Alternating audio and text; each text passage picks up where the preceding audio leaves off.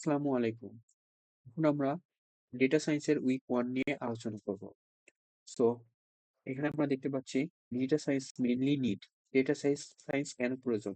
Better decision making এর জন্য data science প্রয়োজন, প্রেডিক্টিভ অ্যানালাইসিস এর জন্য ডেটা সায়েন্স প্রয়োজন এবং প্যাটার্ন ডিসকভারির জন্য আমার ডেটা সায়েন্স প্রয়োজন। সো ডেটা সায়েন্স বেসিক্যালি আমাদের এই তিনটা মূল বিষয়ের জন্যই ডেটা সায়েন্স প্রয়োজন।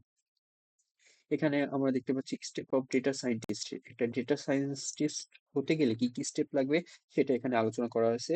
এটা পরীক্ষাতে হয়তো বা খুব একটা ইম্পর্টেন্ট না। তো এখানে আমরা এবার দেখতে পাচ্ছি হচ্ছে ডেটা সায়েন্সের ডেফিনেশনটা। এটা আমরা মনে রাখতে পারি DRV দ্বারা। Okay, data science is a collection of technique use to extract value and knowledge from data. মানে ডেটা থেকে হচ্ছে আমাদের ভ্যালু অ্যান্ড নলেজ গুলোকে এক্সট্রাক্ট করে নিয়ে আসবে। এটাই হচ্ছে আমাদের ডেটা সায়েন্সের মূল লক্ষ্য। So data science is a collection of technique, একটা টেকনিক যেটা ইউজ টু এক্সট্রাক্ট, যেটা হচ্ছে আমাদের বের করে নিয়ে আসার জন্য, কি বের করার জন্য, ভ্যালু এবং নলেজ বের করার জন্য যে টেকনিকটা ইউজ করা হয় এটাই হচ্ছে আমাদের ডেটা সায়েন্স। এখানে একটা হচ্ছে বিকাম ইসেনশিয়াল, এটা দরকার নেই। Data science technique focus. Data science কিসে ফোকাস করে? ডেটা সায়েন্স বেসিক্যালি ফোকাস করে পিসিআর, এটা একটা শর্ট ফর্ম। সো পিসিআরটা মনে রাখলে আমরা ডেটা সায়েন্স ফোকাস করে পিসিআর। সো পিসিআর কি? Pattern, connection and relationship. So data science technique focus on discovering pattern, connection and relation. তো ডেটা সায়েন্স টেকনিক কিসে ফোকাস করে? পিসিআর কে ফোকাস করে। অ্যান্ড এখান থেকে আরেকটা important, data science commonly no as known as KDMP. So KD কি? So KDMP, ওই যে কেডি পাঠক আদালতে। সো আমাদের সামনে যেহেতু এমপি নির্বাচন, সো আমরা এখানে শর্ট ভাবে বলতে পারি কেডিএমপি। এটা দিয়ে আমরা মনে রাখতে পারি। কেডিএমপি কি? Knowledge discover, data mining, machine learning এবং প্রেডিক্টিভ অ্যানালাইসিস। সো এখান থেকে আমরা যেটা আসবে সেটা হচ্ছে ডেটা সায়েন্স মেইনলি কেন নিডেড, কেন প্রয়োজন? বেটার ডিসিশন মেকিং এর জন্য, প্রেডিক্টিভ অ্যানালাইসিস এর জন্য, প্যাটার্ন ডিসকভারির জন্য।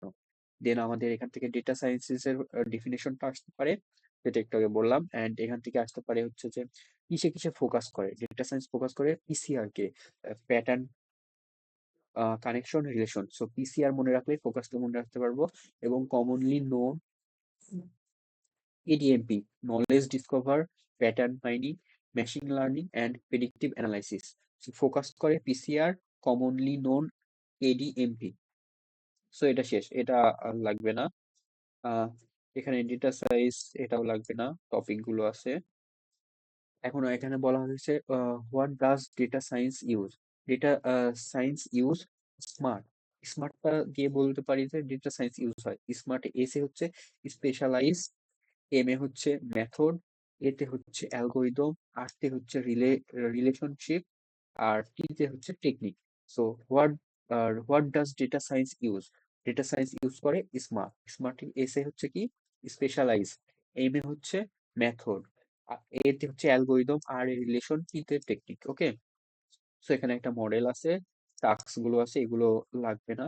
এন্ড এখানে দেখতে পাচ্ছি হচ্ছে প্রসেস আছে, বিগিনিং।